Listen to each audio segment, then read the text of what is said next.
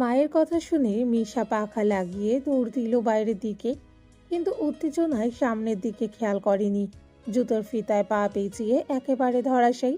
ধপাস করে মাটিতে পড়ে গিয়ে অস্পষ্ট স্বরে আর্তনাদ করে উঠল সে। আহ! ব্যথায় চোখে জল চলে এলেও মনে মনে জুতোর গুষ্টি উদ্ধার করে একগাদা গালি দিয়ে দিল সে। ঠিক তখনই নাকে এলো সেই চিরচেনা তীব্র পুরুষালী পারফিউমের ঘ্রাণ। মিশা চোখ তুলে তাকাতেই দেখল সামনে দাঁড়িয়ে স্বয়ং আহান, তার চোখে বিরক্ত স্পষ্ট ছায়া। আমার হাতে অনেক কাজ আছে। কারো পেছনে ফালতু সময় নষ্ট করা বিলাসিতা আমার নেই। 10 সেকেন্ড, 10 সেকেন্ডের মধ্যে যদি গাড়িতে গিয়ে বসতে পারিস তবেই যাবি, নয়তো। আহানের কথা শেষ হওয়ার আগেই মিশা ধুলো ঝেড়ে তড়িঘড়ি করে উঠে দাঁড়ালো। ল্যাংড়াতে ল্যাংড়াতে বলল, হ্যাঁ, হ্যাঁ, এই তো যাচ্ছি। এই যে আমি রেডি। গাড়ির ভেতরে এক শ্বাসরুদ্ধকর নিস্তব্ধতা। মিশা এক দৃষ্টে সামনের দিকে তাকিয়ে আছে, অথচ তার পুরো অস্তিত্ব পাশের সিটে বসা মানুষটার দিকে ঝুঁকে আছে। আহানের গায়ের সেই দামি পারফিউমের ঘ্রাণ মিশা স্নায়ুতন্ত্রে এক অদ্ভুত মাদকতা ছড়িয়ে দিচ্ছে। তার হৃদয় যন্ত্রটা আজ যেন বসে নেই, অবাধ্যের মতো এমনভাবে লাফাতে শুরু করেছে যে মিশার ভয় হচ্ছে এই বুঝি ওটা পাঁজরের হাড় ভেঙে বাইরে বেরিয়ে আসবে।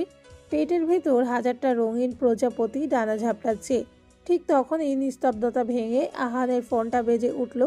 মিশা কৌতূহল সামলাতে না পেরে আর চোখে স্ক্রিনের দিকে তাকালো, আর সঙ্গে সঙ্গে তার শরীরে রক্তহীন হয়ে গেল। স্ক্রিনে জলজল করছে একটা নাম, নীলা মাইন। মুহূর্তেই মিশার পৃথিবী ঘূর্ণন থেমে গেল। হৃদয়যন্ত্রে সেই উদাম নাচটা যেন কেউ নিষ্ঠুরভাবে থামিয়ে দিল। আহান ফোনটা রিসিভ করলো। ওপাশ থেকে নীলা কি বলছে শোনা যাচ্ছে না, কিন্তু আহানের প্রতিক্রিয়া মিশাকে পুড়িয়ে ছাড়খাড় করে দিচ্ছে। আহান ঠোঁট বাঁকিয়ে এক চিলতে স্নিগ্ধ হাসি হাসছে। তার সেই চিরচেনা গম্ভীর গলায় এখন পরম নির্ভরতা। সে ছোট্ট ছোট বাক্যে উত্তর দিচ্ছে। হ্যাঁ, ঠিক আছে। মিশা অপলক তাকিয়ে রইল আহানের দিকে। তার মনে হলো এক বিষাক্ত হিংসা বিষ হয়ে নীল করে দিচ্ছে তার মনকে। সে অভিমানে গাড়ির সিটে শরীরটা এলিয়ে দিয়েই বাইরের দিকে মুখ ফেরালো। তার মনে একরাশ প্রশ্ন ভিড় করে এলো। এই মানুষটা কেন শুধু শুধু আমার সাথেই এমন খিটখিট করে? তুভা, শিফা, ওদের সাথে তো কি সুন্দর হেসে হেসে গল্প করে। আবার এই নীলা নামের মেয়েটার সাথেও কি সুন্দর হেসে হেসে কথা বলছে। সে না 2 দিন পর সাইকিয়াট্রিস্ট হবে। তার তো মানুষের মনের ভাষা পড়ার কথা। সে কি বুঝতে পারে না আমি কি চাই? সে কি বুঝতে পারে না আমার সাথে একটু ভালো করে কথা বলে আমি আকাশসম খুশি হই? হঠাৎ গাড়ির তীব্র হর্নের শব্দে মিশার ভাবনার জগৎটা চুরমার হয়ে গেল। সে চমকে উঠে আহানের দিকে তাকাতেই দেখল আহান এক হাত স্টিয়ারিংয়ে রেখে তার দিকে কঠোর নজরে তাকিয়ে আছে। ভার্সিটিতে এসে গেছি, নেমে যা। আহানের গলায় সেই চিরচেনা শীতলতা। মিশা হতভম্ব হয়ে চারপাশে তাকালো। কাচের ওপারে ঢাকা ইউনিভার্সিটির কলাভবন চত্বর। সে অস্পষ্ট স্বরে বলল। ওহ, এসে গেছি। মিশা গাড়ি থেকে নামতেই আহান এক মুহূর্তের জন্য ফিরে তাকালো না। ফুল স্পিডে গাড়ি নিয়ে চোখের আড়ালে চলে গেল। মিশা স্তব্ধ হয়ে দাঁড়িয়েই রইল কিছুক্ষণ। কিন্তু মিশা তো দমে যাওয়ার পাত্রী নয়। সে নিজের মনকে বোঝালো, আহান ভাইয়া তো এমনই। এক চিলতে মুচকি হাসি ঠোঁটে ঝুলিয়ে সেই ভার্সিটির মূল গেটের দিকে পা বাড়াতেই সামনে এসে হাজির সাইমা। সাইমা আর মিশা যেন মুদ্রার এপিট ওপিট। ছোটবেলা থেকেই ছায়ার মতো মিশার সাথে আছে সে। কিরে মিশা সওদাগর, প্রথম দিনে এত লেট? তুই কিরে পাগল হয়ে গেছিস নাকি? আরে গাধি! সাইমার চিরচেনা বাঁকা প্রশ্ন। মিশা মুখ কাচুমাচু করে প্রতিবাদ করলো। আমি মিশা সওদাগর নই, আমি মিশা চৌধুরী। সাইমা তখন হাসতে হাসতে প্রায় গড়িয়ে পড়ছে। আরে গাধি, আমি কি তোকে চিনি না? আমি তো ওই যে বাংলা সিনেমার ভিলেন মিশা সওদাগরের কথা বললাম। মিশার মেজাজ এবার সপ্তমে চলল। কি? আমাকে তোর বাংলা সিনেমার ভিলেন মনে হয়? সাইমা এবার মিশার গলায় ঝুলে পড়ল।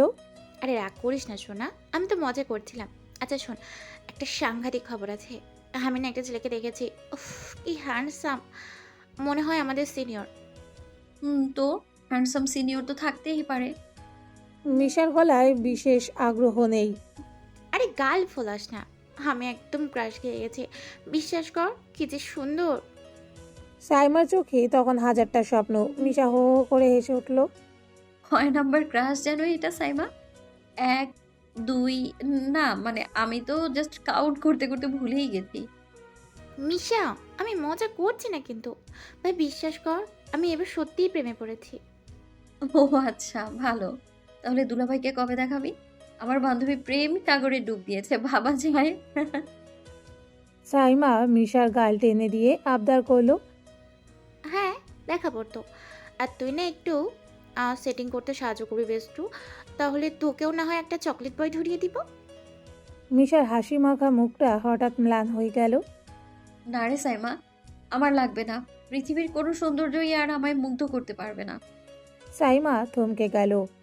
মানে কি বললি তুই? না কিছু না। কি কিছু না? আমার কাছ থেকে কথা লুকাতে কিন্তু ভালো হবে না মিশা। তুই আমার কাছেও কথা লুকাস? সাইমা এবার সত্যি ক্ষুব্ধ হলো। আরে বাবা কিছু না, আমি জাস্ট বললাম আমার এই চকলেট ফকলেট পছন্দ নয়। আচ্ছা চল ক্লাসে যাই। মিশা প্রসঙ্গ এড়াতে চাইল, কিন্তু সাইমা ছেড়ে দেওয়ার মেয়ে নয়। ক্লাস শেষে সে মিশাকে পাকড়াও করলো লাইব্রেরির পেছনে শান্ত এক কোণায়। মিশা, তুই যতক্ষণ না বলবি তোর মনে কি চলছে, ততক্ষণ আমি এখান থেকে নড়ছি না। মিশা প্রথমে এড়িয়ে যাওয়ার চেষ্টা করলেও সাইমার নাছোড়বান্দা চেহারার সামনে সে আর টিকতে পারল না। জমে থাকা দীর্ঘশ্বাস ছেড়ে মিশা সবটা বলে দিল। আহান ভাইয়া, তোর বড় চাচার ছেলে না? আর তুই তাকে এইভাবে? বিস্ময়ে সাইমার চোখ ছানা বড়া। মিশা ম্লান হেসে বলল। হ্যাঁ সে জানেই না তার এই খিটখিটে মেজাজটা আমার সবচেয়ে বেশি প্রিয়। সকালটা শুরু হয়েছিল একরাশ কৌতূহল নিয়ে। ডাইনিং টেবিলে রুটি ছিঁড়তে ছিঁড়তে মিশা চারপাশটা একবার দেখে নিল। বাড়ির গুমট পরিবেশে আহানের গম্ভীর উপস্থিতি। সে অত্যন্ত সুকৌশলে বড় চাচি জাহানারার দিকে ঝুঁকে নিচু স্বরে প্রশ্ন করল। বড় মা, আহান ভাইকে দেখছি না যে? জাহানারা বেগম কপালে চিন্তার ভাঁজ ফেলে বললেন। না রে মা, ও তো কাল রাতে বাড়ি ফিরেনি। হাসপাতালে জরুরি কল ছিল। আহার নেই। খবরটা শোনা মাত্রই মিশার ভেতরে একটা চোরা আনন্দ খেলে গেল। দ্রুত খাওয়া শেষ করে সে পা টিপে টিপে দোতলার সেই নিষিদ্ধ ঘরের সামনে গিয়ে দাঁড়ালো। ঘরটা পরিপাটি, ঠিক যেমনটা একজন নিখুঁত সাইকিয়াট্রিস্টের হওয়ার কথা। মিশা ডয়ার বুকসেলফ সব খুঁটিয়ে খুঁটিয়ে দেখলো। শেষে আলমারিটা খুলে বের করে আনলো একটা নেভি ব্লু ব্লেজার। বিছানার উপর সযত্নে মেলে ধরলো সেটা। তারপর সবটুকু অধিকার নিয়ে মুখ ডুবিয়ে দিল কাপড়ের ভাঁজে।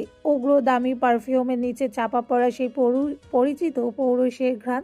মুহূর্তে এক তীব্র আবেশে চোখ বুজে ফেলল মিশা। ঠিক তখনই নিস্তব্ধতা ভেঙে করিডোরে ভারী বুটের খটখট শব্দ ভেসে এলো। মিশার হৃৎপিণ্ড যেন গলায় এসে ঠেকল। দ্রুত অবাধ্য চুলগুলো কপাল থেকে সরিয়ে আলমারির পাল্লাটা ভেজাতে যাবে, অমনি দরজায় সেই বজ্র কণ্ঠস্বর। আমার ঘরে কি? দরজায় হেলান দিয়ে দাঁড়িয়ে আহান, পরনে সাদা শার্টের হাতা গুটানো, চোখে সেই চিরচেনা শীতল চাহনি, যা দিয়ে সে অনায়াসেই মানুষের মস্তিষ্কের নিয়রণ পড়ে ফেলে। মিশা মুহূর্তের জন্য থমকালেও পরক্ষণেই সামলে নিল। মেকি বিরক্তি নিয়ে তেড়ে গিয়ে বলল। আপনার জামা কাপড় ইস্ত্রি ঠিক আছে কিনা দেখছিলাম। সাইকিয়াট্রিস্টের চেম্বারে কোনো রোগী যদি ডাক্তারের কুচকানো জামা দেখে, তবে আধা পাগলটা এমনি পুরো পাগল হয়ে যাবে। আহান এক পা ভেতরে এলো। ঘরের ভেতরে তাপমাত্রা যেন কয়েক ডিগ্রি নেমে গেল। সে নিচু স্বরে তপ্ত নিঃশ্বাস ফেলে বলল। মিথ্যা বলাটা একটা মানসিক ব্যাধি মিশা। আর আমার পারফিউমের গন্ধ শোকাটা তোর কোন প্রেসক্রিপশনের অন্তর্ভুক্ত? মিশার ফর্সা মুখটা অপমানে আর লজ্জায় টকটকে লাল হয়ে গেল। তবুও সে দমবার পাত্রী নয়। গলা উঁচিয়ে বলল। সব কিছুতে লজিক খুঁজবেন না, মাঝে মাঝে একটু ঘ্রাণ নেওয়া স্বাস্থ্যের জন্য ভালো। আপনার ওই মোটা মোটা বইগুলোতে বুঝি এগুলো লেখা নেই? আহানের চোয়ালের হাড় শক্ত হয়ে এলো। সে এক পা পিছিয়ে গিয়ে নিঃশব্দে দরজাটা হাট করে খুলে দিল। বেরিয়ে যাওয়ার চূড়ান্ত সংকেত। তারপর ধারালো ছুরির মতো শীতল স্বরে বলল। আমার ব্যক্তিগত জিনিসে কারো হস্তক্ষেপ আমার পছন্দ নয়। আমার জীবন থেকে দূরে থাকার চেষ্টা কর। মিশার হাসিমাখা মুখটা এক নিমিষে ফ্যাকাশে হয়ে গেল। আহান কোনো ভনিতা ছাড়াই বুঝিয়ে দিল তার জীবনে মিশার স্থান ঠিক কতটা তুচ্ছ। সে মাথা নিচু করে বেরিয়ে যাওয়ার সময় আহান পেছন থেকে যোগ করল। পরের বার আমার ঘরে ঢোকার আগে মনে রাখিস, কাউকে দ্বিতীয়বার সুযোগ দেওয়া আমার অভ্যাসে নেই। দীর্ঘ প্রতীক্ষার অবসান ঘটিয়ে আজ ঢাকা ফিরছে চৌধুরী বাড়ির বড় ছেলে আরহাম চৌধুরী অভি। জাপানে পারিবারিক ব্যবসার বিশাল সাম্রাজ্য সামলাতে গিয়ে দেশের মাটিতে পা রাখা খুব একটা হয়ে ওঠে না। অভি আসছে এই খবরে পুরো বাড়িতে যেন ঈদের আনন্দ বয়ে যাচ্ছে। তাকে এয়ারপোর্ট থেকে রিসিভ করতে যাওয়ার জন্য প্রস্তুত শফিক চৌধুরী, আহান, মিশা এবং দুই খুদে সদস্য সুভা ও সিফা। মিশা দুপুরবেলা ভার্সিটি থেকে ফিরে বিছানায় গা এলিয়ে দিয়েছিল। শরীরটা আজ ঠিক সায় দিচ্ছিল না। বাবার আকস্মিক মৃত্যু মিশাকে ভেতর থেকে একদম নিংড়ে দিয়েছিল। সেই শোকের ছায়া থেকেই তার শরীরে বাসা বেঁধেছে দীর্ঘস্থায়ী শ্বাসকষ্ট আর মাইগ্রেনের অসহ্য যন্ত্রণা। জাহানারা বেগম কিছুক্ষণ আগেই তাকে ডেকে গিয়েছেন। প্রিয় অভিভাই আসছে শুনলেই মিশার সব অসুখ যেন নিমিষেই উবে যায়। এই বিশাল বাড়িতে মিশার সবচেয়ে বড় আশ্রয়স্থল হলো অভি। তাদের মধ্যে কোনো লুকাছুপা নেই। একজনের হৃদয়ের সবটুকু খবর অন্যজনের নখদর্পণে। সুভা আর সিফা ঘরে উকি দিয়ে বলে গেছে, আহান ভাইয়া কিন্তু খুব তাড়া দিচ্ছে, জলদি আসো। আহান ভাইয়ার নাম শুনতেই মিশা আর দেরি করার সাহস পেল না। দ্রুত শাওয়ার সেরে একটা মেরুন রঙের সিমসাম কুর্তিতে নিজেকে জড়িয়ে নিল সে। ভেজা ঘন কালো চুলগুলো অবিন্যস্তভাবে একটা খোপা করে বাঁধল। আয়নার সামনে দাঁড়িয়ে ডাগর ডাগর চোখ জোড়ায় আলতো করে কাজল ছুঁয়ে দিতেই তার বিষণ্ণ চেহারায় এক অন্যরকম আভা ফুটে উঠল। ঠোঁটে হালকা লিপ বাম লাগিয়ে সে দ্রুত নিচে নেমে এলো। নিচে তখন সাজ রব জাহানারা বেগম ছেলের প্রিয় সব পদ রান্না করছেন সকাল থেকে। সালমা চৌধুরীও এখন অনেকখানি স্বাভাবিক। স্বামীর শোক কাটিয়ে তিনি নিজেকে জড়িয়ে নিয়েছেন পরিবারের সবার সাথে। বাড়ির সবাইও তাকে এক মুহূর্ত একা হতে দেয় না। মিশাকে দেখা মাত্রই সুভা আর সিফা দুই হাত ধরেই টানতে শুরু করলো। আহান আগে থেকেই গাড়ির সামনে দাঁড়িয়েছিল। কারোর সাথে বেশ গম্ভীর ভঙ্গিতে ফোনে কথা বলছে সে। মিশাদের বাড়ির ভেতর থেকে বেরিয়ে আসতে দেখে সে ফোনের ওপাশ থেকে বিদায় নিয়ে সুভা আর সিফাকে লক্ষ্য করে বলল, জলদি গাড়িতে উঠ তোরা। কথাটা শুনেই মিশার তপ্ত অভিমান বুক চিরে বেরিয়ে আসতে চাইল। মনে মনে গুমড়ে উঠল সে। আমাকে কেন একবারও বললো না? সুভার শিফার পাশে কি আমি অদৃশ্য হয়ে দাঁড়িয়ে আছি, নাকি আমাকে তার চোখেই পড়ে না? জেদ আর অভিমান নিয়ে মুখ ভার করে সে গাড়ির পেছনের সিটে গিয়ে বসলো। ততক্ষণে শফিক চৌধুরীও চলে এসেছেন। আহান ড্রাইভিং সিটে, তার পাশে শফিক চৌধুরী, আর পেছনে 3 কর্ণের মেলা মিশা, সুভা আর সিফা। গাড়ি চলতে শুরু করলে মিশা আর চোখে লুকিং গ্লাসের দিকে তাকালো। আয়নায় সে ছোট্ট ফ্রেমে আহানের গম্ভীর অবয়ব ধরা দিচ্ছে। মিশা মনে মনে হাজারটা নালিশ সাজাচ্ছে তার আহান ভাইয়ের বিরুদ্ধে। মিশাকে এমন গম্ভীর হয়ে থাকতে দেখে সুভা ধাক্কা দিয়ে জিজ্ঞাসা করলো, এ আপু, কি হয়েছে? মুখটা এমন করে রেখেছো কেন? না, কিছু হয়নি। মিশার দায়সারা উত্তর। পরিস্থিতি হালকা করতে সিফা ফিসফিস করে বলল, মিশা আপু শোনো, অভি ভাইয়া যে কয়টা চকলেট আনবে সব কিন্তু আমি আর তুমি মিলে সাবার করব। এই সুভা আপুকে একটাও দিব না। কথাটা শুনেই সুভা সিফাকে মারতে উদ্যত হলো। মিশা দুই বোনের মাঝে ঢাল হয়ে দাঁড়ালো। তাদের খুনসুটির চোটে শেষ পর্যন্ত মিশার মেঘলা মুখেও হাসির ঝিলিক ফুটে উঠল। 3 বোন মিলে খিলখিল করে হেসে উঠল। শফিক চৌধুরী সামনে বসিয়ে আয়নায় ওদের এই পাগলামি দেখছিলেন আর মুচকি হাসছিলেন। আহান হঠাৎ আয়নার দিকে তাকিয়ে একটু নরম গলায় বলল, তা তোদের অভিভাই কি সব তোদের জন্য আনবে? আমাকে কিছুই দেবে না? সিফা আহ্লাদি স্বরে বলল, হ্যাঁ ভাইয়া দেব তো, তুমি, আমি আর মিশা আপু মিলে নিব। সুভাকে বাদ দেওয়ার কথায় সুভা আরও খেপে গেলে মিশা এবার শক্ত গলায় রায় দিল, না শিফা, অভিভাইয়ের রান্না সব চকলেট আমি, তুই আর সুভা খাবো, আর কেউ পাবে না। অভিভাই আমাদের জন্যই চকলেট আনবে, আর অন্য কারোর জন্য নয়। মিশার এই পরোক্ষ খোঁচাটা আহানের কানে গিয়ে লাগলো কিনা বোঝা গেল না। সে নির্লিপ্তভাবে স্টিয়ারিং ঘুরিয়ে এয়ারপোর্টের টার্মিনালে গাড়ি পার্ক করলো। হজরত শাহজালাল আন্তর্জাতিক বিমানবন্দরের ভিড় ঠেলে তারা যখন ভেতরে ঢুকলো, মিশার মন তখন চাতক পাখির মতো খুঁজতে শুরু করলো তার অভিভাইকে। এয়ারপোর্টের অ্যারাইভাল লাউঞ্জে উৎকণ্ঠা আর আনন্দ মিলেমিশে একাকার। সুভা আর সিফা তো রীতিমতো লাফাচ্ছে, আর মিশা চোখ জোড়া ভিড় ঠেলে কেবল একজনকে খুঁজছে। হঠাৎই সিফা চিৎকার করে উঠল, ওই তো মিশা আপু, দেখো অভি ভাইয়া। ট্রলি ঠেলে কাঁধে ল্যাপটপ ব্যাগ ঝুলিয়ে স্মার্ট আর ছিমছাম চেহারার অভি বেরিয়ে আসতেই যেন পুরো জায়গাটা উজ্জ্বল হয়ে উঠল। শোভা আর সিফা দৌড়ে গিয়ে ওর দুপাশে আগলে ধরল। মিশা সামনে গিয়ে দাঁড়াতেই অভি ওর মাথায় আলতো করে হাত রেখে একগাল হেসে বলল, কি রে আমার পুচকে বনু, কি খবর তোর? মিশা উজ্জ্বল মুখে উত্তর দিল, খবর তো দারুণ ভাইয়া, তুমি আসাতে এখন ডাবল দারুণ হয়ে গেল। শফিক চৌধুরী এগিয়ে এসে অভিকে জড়িয়ে ধরলেন। কেমন আছিস বাবা? আসতে কোনো সমস্যা হয়নি তো? একদমই না চাচ্ছু, মেঘের উপর দিয়ে ভাসতে ভাসতে চলে এলাম। অভির সাবলীল উত্তর। অভির নজর এবার শফিক চৌধুরীর পেছনে স্থির হয়ে থাকা মানুষটার ওপর গিয়ে পড়ল। দীর্ঘ 6 মাস পর ভাইটার মুখোমুখি। অভি এগিয়ে যেতেই আহান সদরে তাকে জড়িয়ে ধরল। দুই ভাইয়ের এই নীরব আলিঙ্গনে যেন অনেকটা না বলা আবেগ মিশেছিল। অভি হাসতে হাসতে আহানের পিঠে চাপড়ে বলল, আরে আরে স্যার, হবু ডাক্তার হয়ে কি রোগীর দম আটকে মারার প্র্যাকটিস করছিস নাকি? আহান লজ্জিত হয়ে ছেড়ে দিল। কেমন আছো তাই বলো। লাগেজগুলো গাড়িতে তোলার সময় ও হঠাৎই আহানের কানের কাছে মুখ নিয়ে ফিসফিস করে উঠল, তা বস, ছোট আম্মুর সাথে কি কথা বলবে? মেয়ে তো দিনে দিনে হুড়পুরি হয়ে উঠছে, নজর সামলাতে আমার কিন্তু বেশ বেগ পেতে হচ্ছে। তোর মনের খবরটা কি আজকেই ডিক্লেয়ার করবে? আহানের চোয়াল মুহূর্তেই শক্ত হয়ে গেল। সে চোখ সরিয়ে নিয়ে নিচু স্বরে বলল, ফালতু কথা বন্ধ করো তো ভাইয়া। ও তোমার যেমন বোন আমারও তেমনই। ওসব ননসেন্স কথা বাদ দাও। আহানের এই তাৎক্ষণিক বোন সম্বোধনটা পাশের সিটে বসা মিশার কানে তীরের মতো বিঁধল। বুকের ভেতরটা দুমড়ে মুচড়ে উঠলেও সে মুখে হাসি ধরে রেখে তাড়া দিল,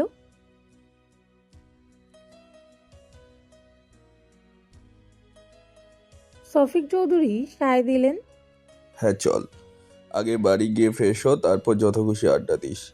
বাড়িতে ঢোকা মাত্রই উৎসবের আমেজটা কয়েক গুণ বেড়ে গেল। জাহানারা বেগম ছেলেকে জড়িয়ে ধরে পরম মমতায় মাথায় হাত বুলিয়ে দিলেন। আনন্দের অতিশয্যে তার চোখের কোণ ভিজে উঠল। অভি ধীর পায়ে সালমা চৌধুরীর সামনে গিয়ে দাঁড়ালো। তার শূন্য চোখের দিকে চেয়ে বলল, কেমন আছো? সালমা চৌধুরী কোনো কথা বলতে পারলেন না, শুধু ঝাপসা চোখে অভির মাথায় আদুরে হাত রাখলেন। রাতে ডিনার শেষে অভির বিশাল রুমে আড্ডার আসর বসলো। বিছানায় গোল হয়ে বসেছে মিশা, শোভা, সিফা আর জেবা। জেবা এই পরিবারেরই অবিচ্ছেদ্য অংশ। রফিক চৌধুরীর ছোট বোন সেরিন চৌধুরীর মেয়ে। মা মারা যাওয়ার পর থেকে এই চৌধুরী বাড়িতেই সে বড় হয়েছে। বর্তমানে সে অনার্স 2য় বর্ষে পড়ছে এবং মিশাদের সাথে তার সম্পর্ক অনেকটা বন্ধুর মতো। বিছানায় তখন হাসাহাসি আর গল্পের তুফান বইছে। কেউ জানতে চাইছে জাপানের চেরি ব্লসমের কথা, কেউ আবদার করছে আইফোন বা দামি পারফিউমের। শুধু আহান কিছুটা দূরে ঘরের এক কোণে সোফায় বসে ল্যাপটপে কি যেন টাইপ করছে।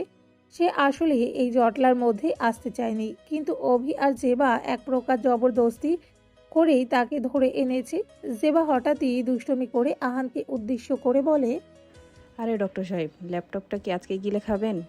ভাইয়া এতদিন পর এলো, একটু তো গল্প করুন।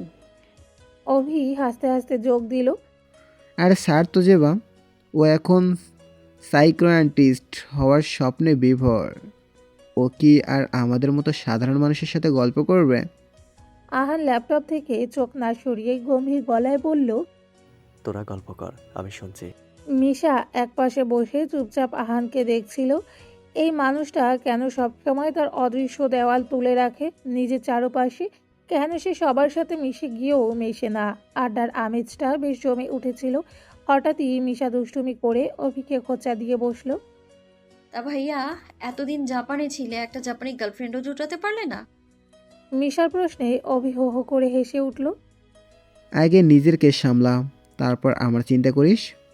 বলেই হাতে থাকা কুশনটা মিশার দিকে ছুঁড়ে মারল সে। মিশা চট করে মাথা নিচু করে সরে যেতে কুশনটা লক্ষ্যভ্রষ্ট হয়ে সরাসরি গিয়ে লাগলো সোফায় বসে থাকা আহানের মুখের ওপর। পুরো ঘরে যেন বজ্রপাত হলো। হাসির রোল থেমে গিয়ে এক নিস্তব্ধ ভয়াবহতা নেমে এলো। শোভা সিফা ভয়ে সিটিয়ে গেল, আর মিশা তো মূর্তির মতো জমে গেছে। সে জানতো এই মানুষটার অন্তত এই রসিকতা সহ্য করার পাত্র নয়।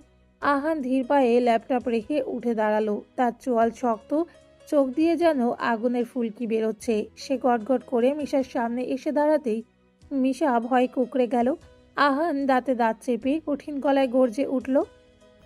বেশি বেড়ে গেছিস তাই না বেয়াদব? কিছু বলি না বলে ভেবেছিস আমি তোর সব দৃষ্টতা মেনে নিয়েছি? শোন মিশা, তোর ওই নিচু স্তরের ননসেন্স আবেগ কোনোদিন আমাকে ছুঁতে পারবে না। আগে আমার লেভেলের যোগ্য হয়ে আয়, তারপর ফাজলামি করিস স্টুপিড। আহানের এই নিষ্ঠুর ব্যক্তিগত আক্রমণে মিশা ভেতর থেকে ভেঙে চুরমার হয়ে গেল। সে ঝাপসা চোখে অভির দিকে তাকালো। চোখের অবাধ্য পানিগুলো আজ বড্ড বেইমানি করছে। শত চেষ্টাতেও গড়িয়ে পড়া আটকাতে পারল না সে। অভি আর নিজেকে সামলাতে পারল না। সে বিছানা থেকে নেমে আহানের সামনে দাঁড়িয়ে রুখে দাঁড়ালো। এ কেমন আচরণ আহান? ও ছোট মানুষ, আর কুশনটা আমি সরেছি। তুই আমাকে কিছু না বলে মিশাকে কেন ওভাবে অপমান করছিস? আহান তখনও রাগে পুষ্টে। সে অভির দিকে তাকিয়ে শান্ত কিন্তু তীক্ষ্ণ গলায় বলল, শুধু আজ নয় ভাইয়া, ও এমন অনেক কাজ করে যা কোনো সচেতন মানুষের কাজ নয়। আমি হাজারবার বারণ করার সত্ত্বেও ও সুবা শিফাকে গেমের নেশা আসক্ত করছে। এগুলো কি ওর বোকামি নাকি আমাদের ভাই বোনগুলোকে অধপতনে নিশ্চিত করা? ও নিজের রসাতলে যাচ্ছে, সাথে সুবা শিফাকেও নিচ্ছে। কথাগুলো বলেই সেখান থেকে বেরিয়ে যায় আহান। অভি আলতো করে মিশার ভেজা গাল দুটো মুছে দিয়ে পরম মমতায় বলল, একদম কাঁদবি না মিশু, তুই তো ওকে চিনিসই। ও কেমন, ওর কথা মনে নিস না পাগলি। শুভা আর সিফাও বড় আপুর এই অবস্থা দেখে স্থির থাকতে পারল না। ওরা দুইজন দুই দিক থেকে মিশাকে জড়িয়ে ধরে আদুরে গলায় বলল, আপু তুমি প্লিজ কেঁদো না। আহান ভাইয়া তো আমাদেরও কত বকা দেয়, আমরা কি কাঁদি? অভি পরিস্থিতি সামলাতে গম্ভীর হয়ে বলল, অনেক রাত হয়েছে, এখন তোরা যার যার রুমে যা। যেবা ওদের নিয়ে যা তো বোন। ওই সুটকেসের সবার গিফট আছে, সকালে এসে নিয়ে নিস তোরা। জেবা তখন আহানের ওপর মনে মনে বেশ বিরক্ত।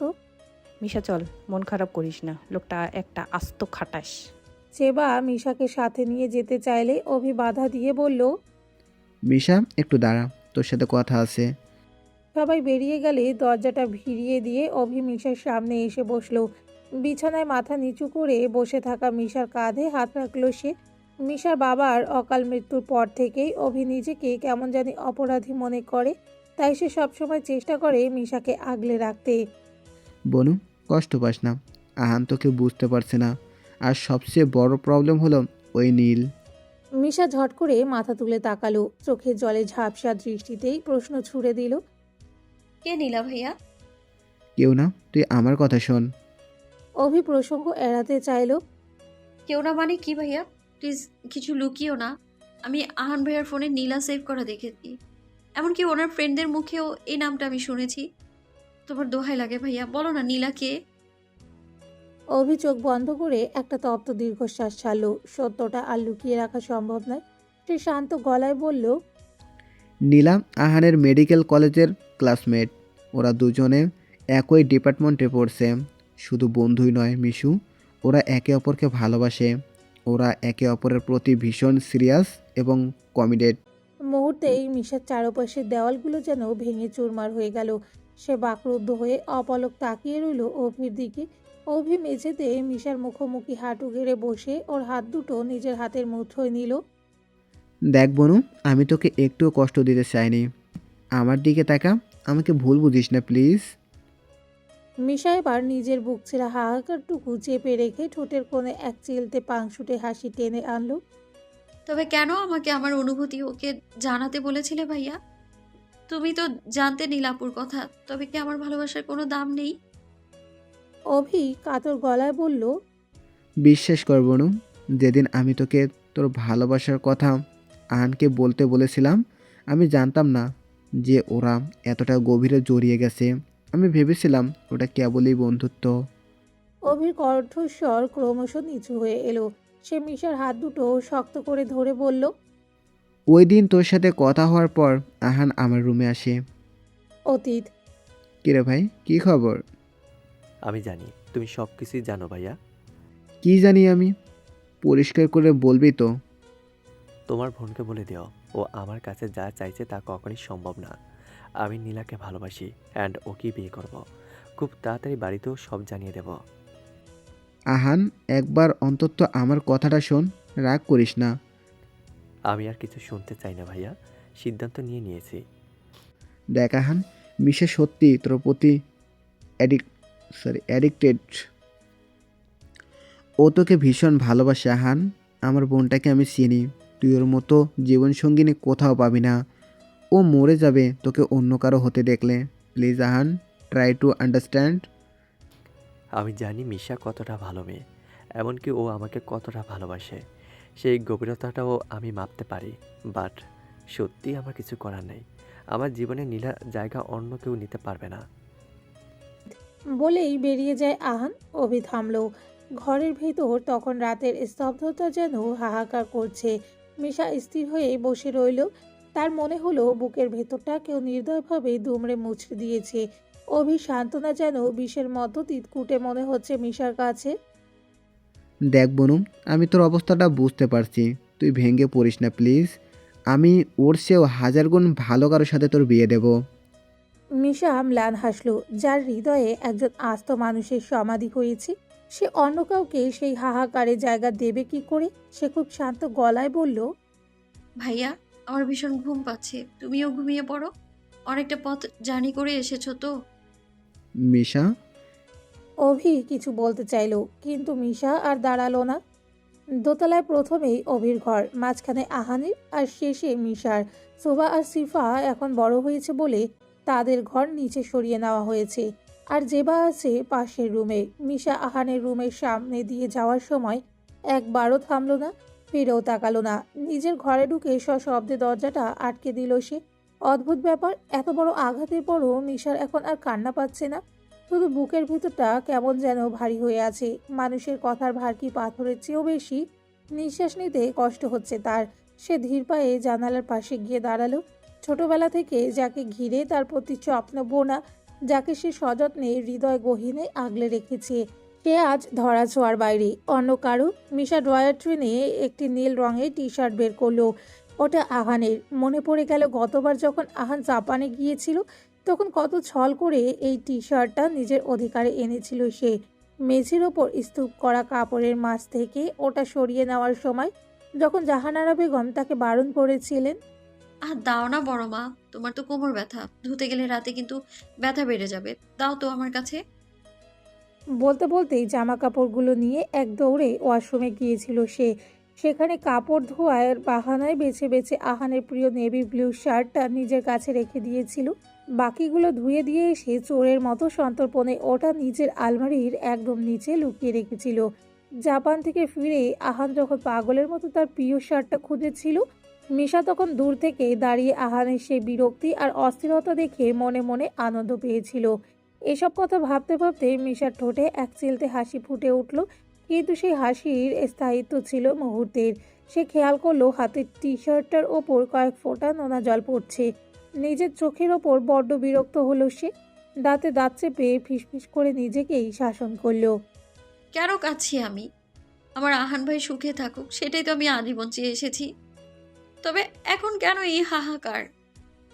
সে পাগলের মতো টি শার্টটা নাকের কাছে নিয়ে জোরে জোরে ঘ্রাণ নিতে শুরু করলো। এই ঘ্রাণটাই তো তার বেঁচে থাকার অক্সিজেন। এরপর আর নিজেকে সামলাতে পারল না সে। টি শার্টটা মুখের ওপর চেপে ধরে ফুঁপিয়ে উঠল মিশা। ভালোবাসা বোধ হয় পৃথিবীর সবচেয়ে নির্দয় শিল্প। এটি জলজ্যান্ত মানুষকেও অবলীলায় এক জ্যান্ত লাশে পরিণত করতে পারে। মিশা ডুকরে কেঁদে ওঠে, অপরের দিকে তাকিয়ে বিড়বিড় করতে লাগলো। আচ্ছা, আমার প্রিয় মানুষগুলোই কেন আমায় ছেড়ে চলে যায়? আব্বু, তুমি শুনছো? তুমি চলে গেলে এখন আহান ভাইয়াও তো অন্য কারো হয়ে যাচ্ছে। আব্বু, তোমরা কেন এত স্বার্থপর?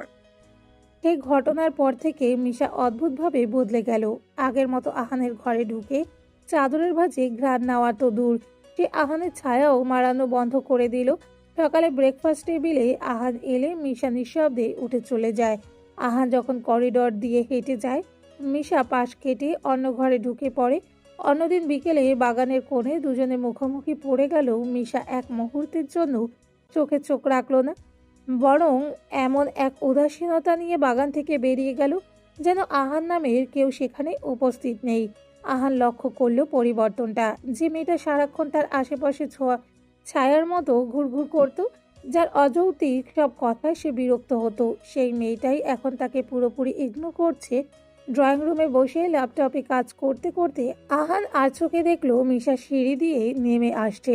মিশা তাকে একবারও না দেখে সোজা বাইরের দরজার দিকে এগিয়ে গেল। আহান এবার আর নিজেকে আটকে রাখতে পারল না, গম্ভীর স্বরে ডাকলো। মিশা শোন। মিশা থামলো, কিন্তু পেছন ফিরল না। শান্ত গলায় বলল। কিছু বলবেন? আহান কিছুটা অস্বস্তি নিয়ে বলল। তুই কি কোথাও যাচ্ছিস? আবার একটা জরুরি ফাইল খুঁজে দিতে পারবি? মিশা এবার ঘুরে তাকালো, তার চোখে সেই চপলতা নেই, বরং এক গভীর শূন্যতা। সে শুকনো হাসলো। দুঃখিত আহান ভাই, আপনার ব্যক্তিগত জিনিসে হস্তক্ষেপ করা এখন আমার না পছন্দ। কথাটা বলেই মিশা এক মুহূর্ত অপেক্ষা না করে বেরিয়ে গেল। আহান স্তব্ধ হয়ে দাঁড়িয়ে রইল। সে চেয়েছিল মিশা দূরে থাকুক, কিন্তু এই নীরব দূরত্ব যেন তার চেনা ঘরটাকে আগের চেয়েও বেশি বিষণ্ণ করে তুলেছে।